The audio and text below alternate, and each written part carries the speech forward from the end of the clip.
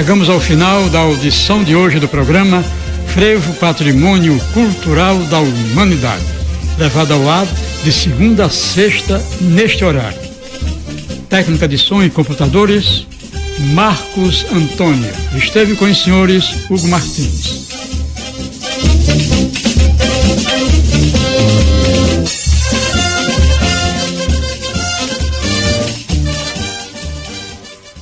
Onze horas e 30 minutos.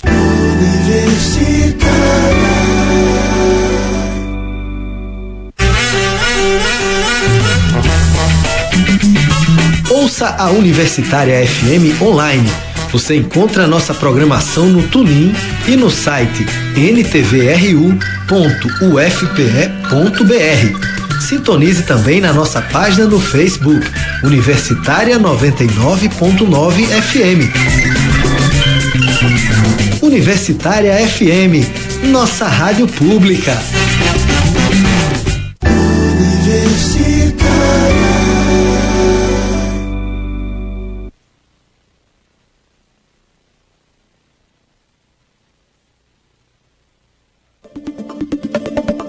Jornalismo, crítica e diversidade. Programa Fora da Curva. A gente fala o que a maioria cala.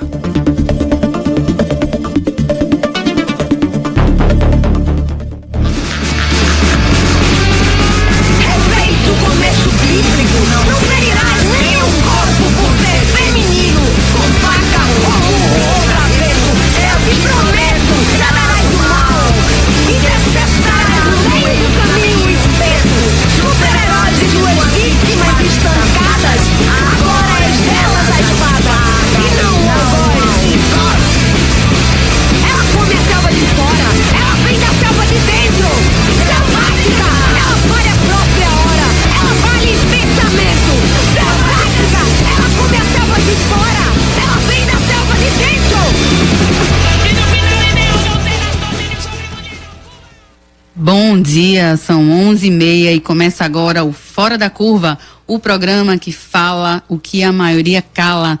Você escutou um trechinho da música Selvática, de autoria da cantora e compositora Karina Burr.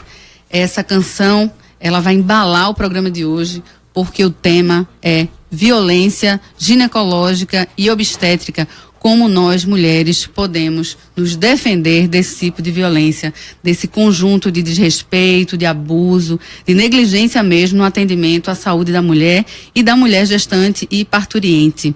Você, ouvinte, já pode participar mandando sua pergunta, suas questões, seus comentários, participar pelo facebook.com/programa Fora da Curva. Lembrando que também estamos no Twitter, no Instagram e com um canal no YouTube com este mesmo nome, Programa Fora da Curva. Para a Defensoria Pública de São Paulo, a violência obstétrica e a violência ginecológica são apropriações do corpo e dos processos reprodutivos das mulheres, e essa apropriação se dá por profissionais de saúde, por meio de tratamento desumanizado, de abuso, excesso de medicalização e também da patologização dos processos naturais, como o parto, por exemplo. Essa violência acaba causando perda da autonomia, perda da capacidade de decidir livremente sobre seus corpos, o que vai impactar na sexualidade da mulher e impactar, obviamente, de maneira bastante negativa na qualidade de vida da gente. Há uma cartilha que foi desenvolvida pela Defensoria Pública de São Paulo, que pode ser acessada em defensoria.sp.df.br, uma cartilha em que a gente pode obter várias informações sobre o tema e principalmente formas de combater. Aqui no Brasil existe uma ONG que se chama Artemis. Essa ONG, essa organização não governamental, desenvolve ações para garantir a promoção da autonomia das mulheres e da redução da violência. Essa ONG, Artemis, desenvolveu a primeira nota técnica sobre violência obstétrica no Brasil, um tema que é pouquíssimo abordado pela nossa imprensa, pouco falado, embora muito sentido pelas mulheres aqui no Brasil, não só no Brasil, como no mundo.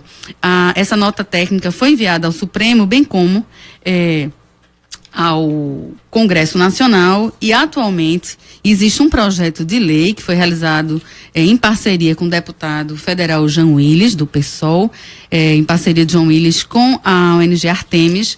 Esse projeto, infelizmente, ainda está em tramitação, aguardando parecer desde 2014. Esse projeto de lei define direitos das famílias à espera de um bebê e estabelece aquilo que todas nós e todos nós esperamos, que é o direito da mulher à informação e à escolha pelo parto.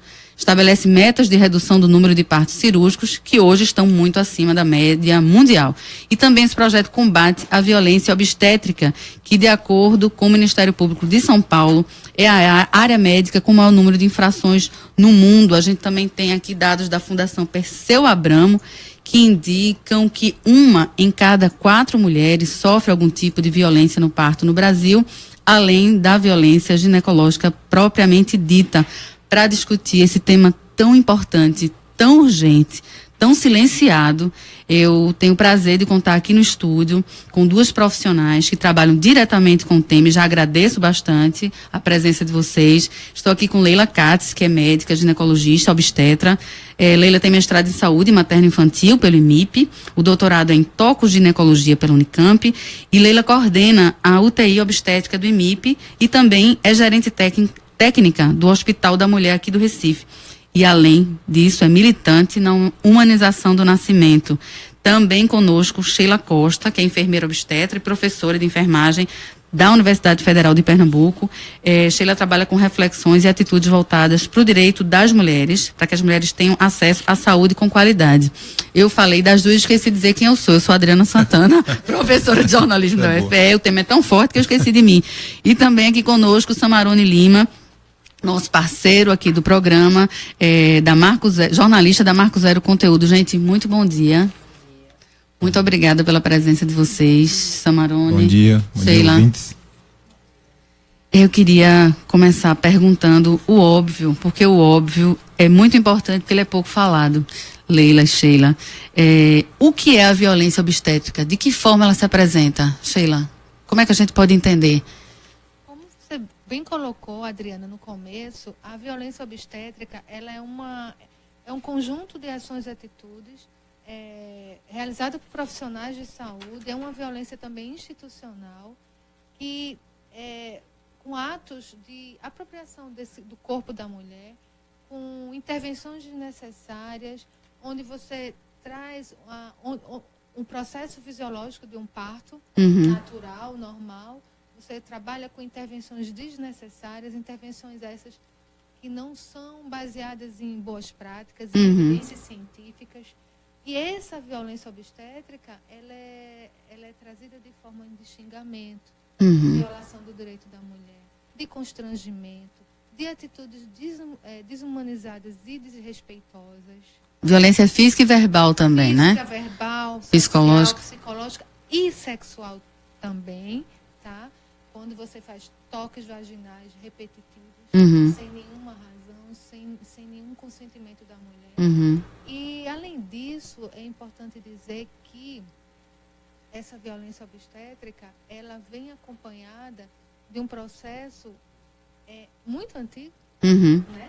E que pouco discutido. Ele é velado, né? Ele é velado. E a mulher, isso traz um impacto muito importante na saúde dessas mulheres. Elas sofrem, elas têm experiências negativas sobre um momento de prazer, né? O parto deveria ser visto como uma situação prazerosa, de felicidade, no nascimento. Agora a gente está falando de parto, mas isso traduz também a questão do pré-natal, do pré-parto, do parto e de mulheres também de abortamento. É isso que eu ia perguntar, assim, Leila, além da violência obstétrica, que, embora pouco falada, é a mais falada entre as violências que a gente está tratando aqui, a gente tem um tipo de violência que, digamos assim, ela atinge um número de mulheres absurdo, que é a violência ginecológica. A gente não fala nunca sobre isso, né? Como é que a gente vê a violência ginecológica? Ela se apresenta como? Na verdade, eu acho que ela está inserida dentro do contexto do geral que a gente está falando, dos modelos que são ensinados. Então, muitas vezes, a gente precisa entender também, é claro que existe aquele profissional que tem más práticas, até porque, sei lá, está cansado, ou porque ele está com raiva de estar ali, sei lá. Mas a grande maioria das vezes, o que essas pessoas estão fazendo, elas estão reproduzindo o modelo que foi ensinado para elas. Então, por exemplo, ter que fazer toque toda consulta ginecológica, por exemplo, ou achar que aquela quantidade de exames e tudo aquilo, e que é ele que sabe orientar qual é o melhor método contraceptivo e não respeitar a mulher nas suas escolhas reprodutivas. E isso acontece porque muitas vezes isso é um modelo que é ensinado. E na obstetrícia é a mesma coisa, né? Então a gente tem muito obstetra que em sua formação vive e vê um modelo que inferioriza a mulher, que tira da mulher o seu protagonismo, né? E que não respeita ela nas suas escolhas. E isso é, então, reproduzido porque é assim que é ensinado. Em relação à dor, a gente vê muita reclamação, quando a gente escuta reclamações sobre as médicas e os médicos, os enfermeiros, as enfermeiras não deram atenção à minha dor. Isso é considerado, né, uma forma de violência obstétrica, não oferecer formas de alívio da dor, mas é como eu estou dizendo, muitas vezes isso é um modelo que é reproduzido para as pessoas mesmo. A gente sabe que existem inúmeros métodos que podem ser utilizados, desde os não farmacológicos e os farmacológicos também, mas muitos profissionais eles realmente acham que não tem por obrigação de oferecer aquilo, ou não acham aquilo necessário, né? Isso é uma das coisas. A questão também que Sheila falou da fala agressiva, porque assim, tem aquela violência que a mulher identifica. Que é clara, né? Que é clara. Então 25% das mulheres, elas têm percepção que foram submetidos a um tratamento violento. Só que, na verdade, muitas vezes esse número é muito maior. Porque, por exemplo, procedimentos desnecessários que são feitos, cesarianas que são feitas sem absolutamente nenhuma indicação.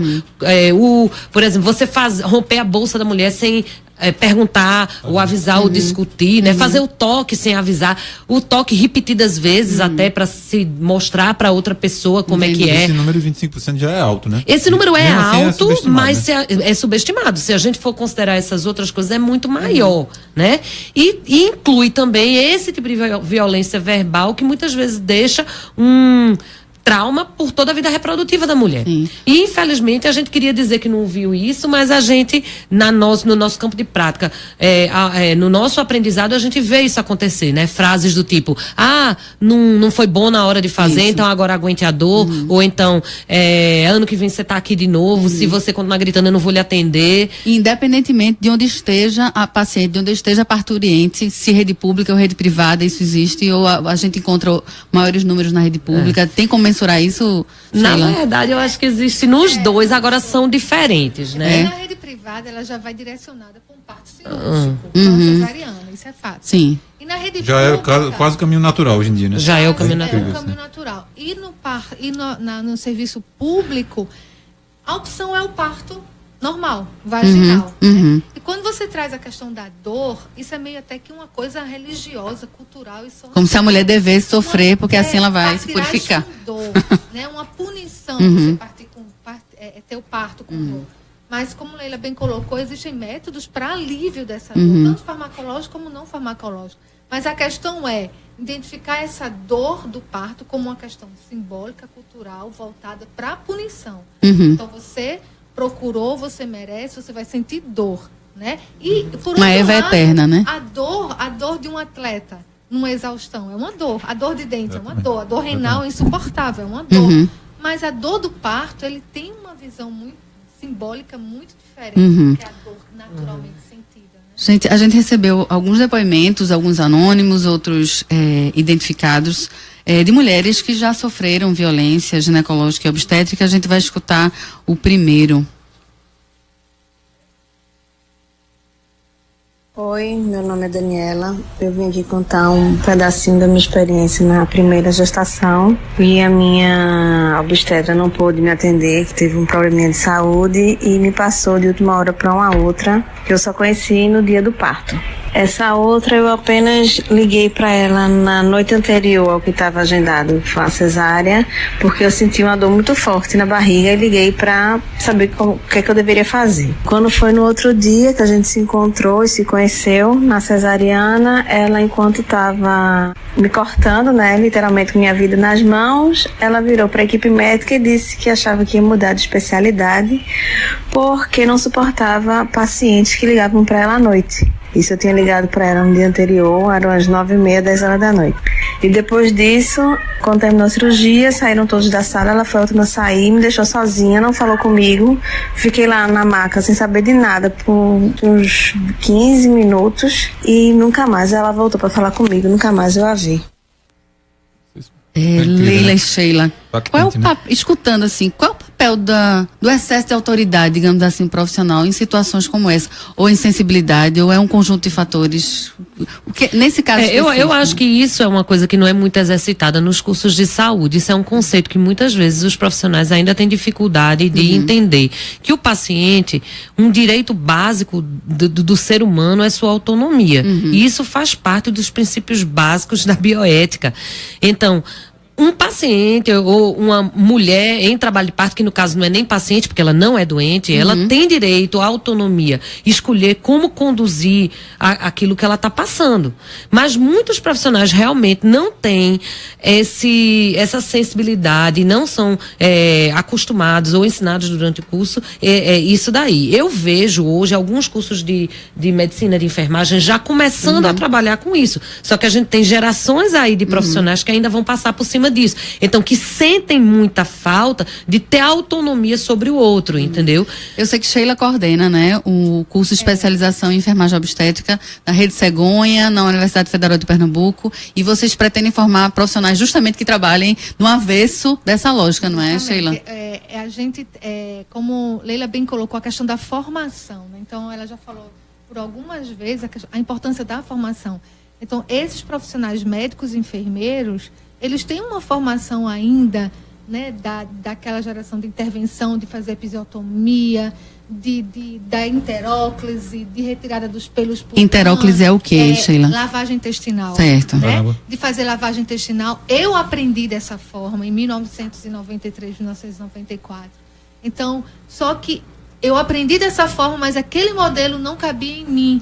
Então, mesmo na contramão na época, eu dizia, não, mulher, vamos levantar, vamos andar. Né? Embora o conceito era, a mulher tem que ficar em repouso de lateral esquerdo, ela não podia sair dali. Então, é a formação que alguns profissionais... Então, a proposta desse curso de especialização da Rede Cegonha, Ministério da Saúde, convênio com a Universidade de Minas Gerais, de mais de 26 instituições por todo o Brasil, formando enfermeiros obstetras nesse grande Brasil, no Norte, Nordeste e alguns estados do Sudeste e Sul, né? Porque a indicação da formação era onde aqueles estados tinham maior índice de mortalidade materna. E aqui o índice é muito alto? Pernambuco? Muito alto. E violência obstétrica e mortalidade materna estão associados, né? Estão associados. É um indicador importante, né? Então, só uma pequena interrupção, porque eu me lembrei de uma coisa aqui agora, que a gente estava conversando com o Samarone. Vocês falaram, né, confirmaram que os números são muito altos aqui em Pernambuco, né, em relação à mortalidade de parturientes e de violência, né, obstétrica em geral. E aí eu estava conversando com o Sama e a gente não se lembra de matérias sobre isso aqui. Tu lembras, Samarone? Como é que a gente tem falado na imprensa? Eu conversei até com o pessoal do Marco Zero, né, desse coletivo, para dar uma sondada assim, a gente uma das coisas que ficou evidente é que é um tema que não aparece, né? Ele não sai muita matéria nos jornais, nas revistas e tal. Como se fosse um assunto, e isso é uma coisa que a gente do jornalismo vê muito claramente, quer dizer, o que aparece e o que não aparece às vezes é tão importante quanto o que é noticiado. Então essa violência obstétrica, no momento, quer dizer, você imagina um casal, né, que está 9 meses se preparando para um momento maravilhoso, né, tá vindo uma vida, né, tá vindo um filho, né, uma filha, e chega esse momento, chega um momento de violência, né, a gente já vive numa sociedade que tem violência de todos os lados, né, na televisão, no cotidiano, nos ônibus, e esse tema ele é meio silenciado, não aparece, né, tanto é que eu estava conversando com a Adriana que um dia desse eu estava em casa escutando o programa da Rádio Universitária à noite, e foi um programa sobre isso. Tá, até a Daniela, que foi minha colega de curso de jornalismo, e eu fiquei impressionado com os relatos dela, do que acontece nesse lugar muito meio secreto, né, que é o horário do parto, né? Isso, que às vezes, inclusive, é marcado já com antecedência, né? Infelizmente. Eu acho que uma das coisas que a gente precisa ter bem consciência é que isso, na verdade, tem um recorte de gênero, né? Sim, homem não sofre violência obstétrica. É verdade. Então, isso talvez seja uma das razões, e é por isso que nós, feministas, como Daniela, como tantas amigas que contribuíram, eu sei, aqui com dicas para esse programa de hoje, nós tentamos dar o máximo de visibilidade possível a esse tema. É muito importante que isso seja chamado a atenção, porque tem o recorte do machismo nisso também. Fortíssimo, né, gente? Eu tenho certeza que certas intervenções, se fossem homens que fossem sofrer aquelas intervenções, elas não seriam feitas. A humanidade era... No mínimo, seriam feitas com autorização. A gente vê muitas vezes coisas como, por exemplo, a episiotomia que Sheila falou, que é um procedimento que atualmente... Vocês poderiam explicar o que é a episiotomia? A episiotomia é um corte feito no períneo no momento da saída do bebê. E isso começou a ser feito lá para 1912, mais ou menos. Virou regra. Sem evidência científica na época. Caramba. E hoje, a maioria dos trabalhos tem muita evidência científica mostrando que, na maioria das vezes, isso é absolutamente necessário. Existem alguns profissionais que acreditam que nunca é necessário, mas as pessoas continuam fazendo de forma rotineira. Automática. Num trabalho que foi um trabalho muito grande que foi feito Nascer no Brasil, que é um trabalho importante, que é um retrato do que acontece na obstetrícia nacional, né? Que foi encabeçado pela Fiocruz. Esse estudo, ele mostra claramente que mais de metade das mulheres brasileiras são submetidas à episiotomia. Então não existe justificativa médica para isso, número tão grande, né? Para um número tão grande. Eu acredito que nenhuma, mas 50 já é muito mais do que poderia se tolerar. E o mais grave, muitas vezes isso feito sem autorização da mulher ou apesar da negativa para a mulher de que aquilo seja Meu feito. Deus, o que é gravíssimo. Né? Existem relatos de mulheres que chegam para parar e dizem não me corte, e mesmo assim elas são cortadas. O lugar delas de escolha, de autonomia não existe. Não é respeitado. Não é respeitado. Gente, chegou uma pergunta aqui de Letícia Guedes. Como podemos denunciar tais maus tratos sem ter prova? E já ocorreu um episódio comigo no consultório, eu não tinha mais ninguém por perto, como agir? Eu vou pedir que vocês respondam, mas antes tem um trecho de entrevista que a gente fez com Paty Sampaio, que é doula, feminista. Inclusive, Paty sugeriu esse tema. Muitíssimo obrigado. O tema foi super acolhido por todas nós. E a gente perguntou para Paty como é que a gente faz para se defender. É o tema, né, do nosso programa, da violência ginecológica e obstétrica. Vamos escutar Paty Sampaio. Bom dia a todas as pessoas que estão ouvindo, né, o programa. Na minha opinião, a forma mais eficaz de se defender contra as violências ginecológica e obstétrica é através da informação, né? Então, quanto mais você estiver informado sobre o que é um procedimento realmente necessário ou não e como é feito esse procedimento, melhor você vai ter argumentos para questionar se sentir que tem alguma coisa estranha acontecendo, né? Com relação à violência ginecológica, a coisa ainda é mais sutil, né? Porque na obstétrica já existe todo um movimento pela humanização do parto que luta e que traz mais facilmente essas informações. Mas com relação à ginecológica, a coisa ainda fica mais difícil. Mas a grande dica é: procure se informar sobre as necessidades dos exames, das condutas que vão ser feitas, que são sugeridas, e não ficar calada quando sentir qualquer desconforto, né? Acho que é bem importante a gente aprender, né? As mulheres, elas precisam aprender a se expressar mais quando se sentem desconfortáveis com qualquer procedimento, né? Que tem procedimentos que realmente são mais dolorosos, mas existem maneiras mais humanizadas de se fazerem esses procedimentos. Então, questionar mesmo, né? Falar, perguntar tudo a respeito. Sempre procurar um profissional que tenha alguma referência com relação a essa questão de humanização, né, do atendimento, né, médico, do atendimento clínico, profissionais que realmente saibam tratar as pessoas como pessoas. Então é mais ou menos por aí, a gente indo atrás dos nossos direitos. Para a gente ter nossos direitos garantidos, a gente precisa se informar um pouco e abrir a boca. Um abraço a todo mundo e uma ótima semana para todos e todas. Obrigada, Paty. Além da gente abrir a boca informalmente, né, entre amigos, a gente precisa abrir a boca de maneira a denunciar esses casos, respondendo aquela pergunta de Letícia Guedes. O que é que a gente pode fazer? Então, tanto pode ser denunciado no CREMEP, por exemplo. Conselho Regional de Medicina. No Conselho Regional de Medicina, de forma inclusive anônima. Se você presenciou, mas você não foi vítima, você pode até denunciar de forma anônima.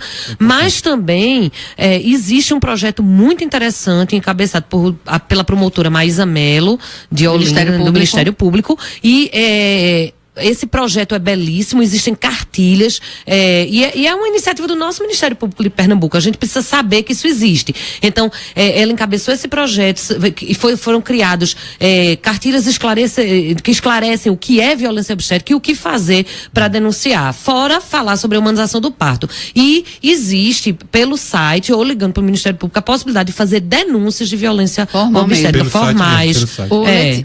Desculpa, Sheila, também há um telefone, né, que a gente pode ligar. Saúde 136 136 Disque Saúde. E 180, né, que é o telefone de violência como um todo, vários tipos de violência, e a violência obstétrica, como a violência de gênero, também pode ser denunciada. Além disso, as ouvidorias que estão nas próprias instituições de saúde, né, os conselhos de profissionais. Nos hospitais tem ouvidoria. A maioria dos hospitais tem ouvidoria e denúncias também podem ser feitas nesses locais. Isso é importante pode também, ser né? anônimo. É importante. Sim, aí eu só gostaria de citar também aqui, acabou de ser produzido um documentário muito bonito chamado Dar à Luz, Dor e Amor, certo? É do pessoal do jornalismo da Federal, as autoras Yasmin Freitas e Marcela Maranhão, com orientação de Ivana Festini, que também é do Fora da Curva, né? Então, é interessante ver também essa galera nova no jornalismo, saindo do jornalismo, se preocupando com outros temas, que é uma coisa que quem é de universidade, né, que eu já ensinei na Católica,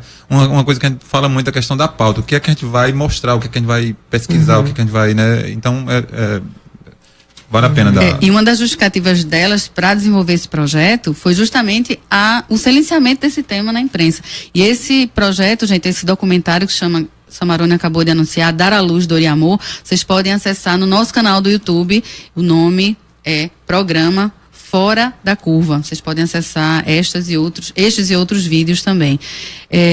Gente, além de denúncia, além de informação, como é que a gente pode combater? Com formação, com diálogo?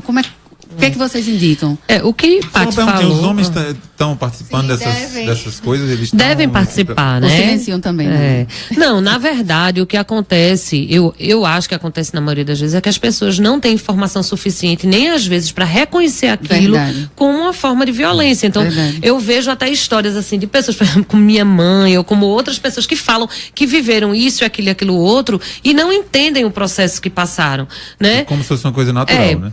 Infelizmente, para quem atende parto com esse outro paradigma de assistência hoje em dia, a gente infelizmente ainda tem mulheres que se julgam até mal cuidadas porque a gente não está fazendo essas coisas que são violentas, entendeu? Então é como se nós fôssemos relapsos. Então eu acho que a chave de tudo está na informação, porque um casal que conheça o processo e conheça seus direitos vai poder protestar no momento que um direito desse for ultrapassado. Ela pode ser trabalhada, deve ser trabalhada com rodas de conversas no pré-natal e trazer o companheiro. Tem a lei do acompanhante, 2005, né? Sim. Que a mulher, ela tem o direito a escolher o acompanhante, é de livre escolha. Pode ser o companheiro ou quem ela achar, uma companheira. Enfim, quem ela achar a pessoa ideal para estar junto dela. Afinal, a decisão é da mulher. É da mulher. E aí trabalhar essa autonomia ainda antes da gravidez e principalmente durante a gravidez é um passo. Sem dúvida. Um passo para ela ficar mais. Até porque o resultado do parto também tem um bebê que vai sair dali, né? Vai nascer e que vai nascer numa situação já de sofrimento, de dor, né? Isso tem impacto, né? Gente, a gente está quase terminando, mas eu vou registrar aqui, a gente recebeu vários depoimentos de mulheres, infelizmente, né, relatando violência ginecológica, violência obstétrica. Eu não vou ler todos, não vai dar tempo, mas muito brevemente esses depoimentos falam de violência em consultório, de procedimentos que foram realizados sem autorização, de cirurgias, inclusive, que não, sobre as quais as mulheres não foram informadas sobre os riscos e sobre o que poderia acontecer com perda de órgãos, por exemplo. E há aqui um depoimento muito forte que a gente vai colocar no Facebook, e depois eu queria que vocês comentassem. A gente depois vai estar com Leila e com Sheila no facebook.com/programa Fora da Curva, respondendo essas questões, mas tem um depoimento forte aqui, em que a moça informou que teve teve um filho na rede pública e assim que a criança nasceu, ela foi informada assim na lata que a criança tinha microcefalia. 1 hora depois chegou uma pessoa para dizer que ela não tinha microcefalia e 3 horas depois chegaram com a certidão de nascido vivo dizendo que a criança tinha microcefalia. A criança não tinha. E essa moça ficou tão traumatizada que resolveu falar sobre isso para essas pessoas. A violência dela não foi física, mas foi uma violência psicológica fora de série, né? O programa, infelizmente, está chegando ao fim.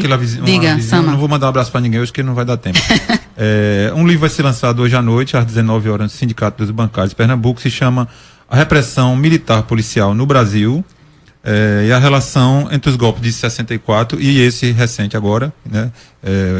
Golpe parlamentar, e vai ser interessante porque vai ter um debate também sobre esse tema no Sindicato dos Bancários, né? Foi escrito por presos políticos na época da ditadura, então todos convidados, hoje à noite, 19 horas. Beleza, então o programa Fora da Curva, o programa que une jornalismo, crítica e diversidade, chega ao fim. Ele foi apresentado por mim, hoje, Adriano Santana, produção minha, de Júlia Lira e Ed Rodrigues, alunos de jornalismo do UFPE. Muito obrigado, sem vocês esse programa não aconteceria. A técnica foi de Marco Antônio e Gabi Alves, aluna da RTVI. Agradeço muito a Sheila, muito a Leila, muito a Samarone. Obrigado também. Amanhã vocês ficam com Manina Aguiar. O tema vai ser Crianças e Adolescentes Ainda Têm Direitos. Lembrando que o nosso programa é diário, é uma realização do nosso Departamento de Comunicação do UFPE, com a série de parceiros, Departamento de Sociologia, Núcleo de Rádio e TV Universitárias, a Marco Zero Conteúdo, da qual Samarone faz parte, o Centro Sabiá, o Centro de Cultura hoje Luiz Freire. Que o Zé Mário deu 5 minutos. Foi, né? Foi. Centro de Mulheres do Cabo, Terral Coletivo de Comunicação e Mirim Brasil. Hoje sim eu vou mandar boa tarde especial para minha irmã, Daniela Santana, que está em trabalho de parto desde sexta-feira, e ao contrário dos relatos aqui, um parto maravilhoso, super-humano, e tem o apoio de uma doula fantástica, que por coincidência é irmã de Leila, e se chama Ana Katz. Muito obrigada, boa tarde. Boa tarde. Boa tarde. Aí, 2 minutos.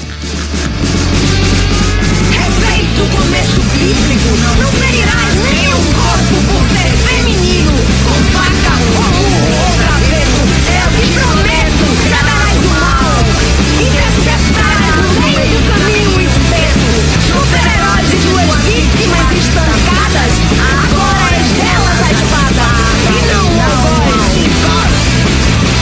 Ela come a selva de fora, ela vem da selva de dentro, selvática, ela vale a própria hora, ela vale pensamento, selvática, ela come a selva de fora, ela vem da selva de dentro. E no final é Deus, não tem mais domínio sobre mulher alguma.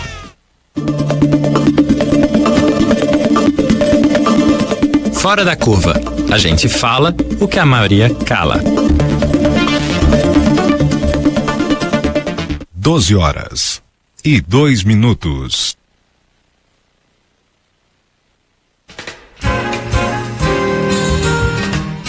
A Universitária FM apresenta a série especial Moacir Santos, Os Caminhos de um Músico Brasileiro.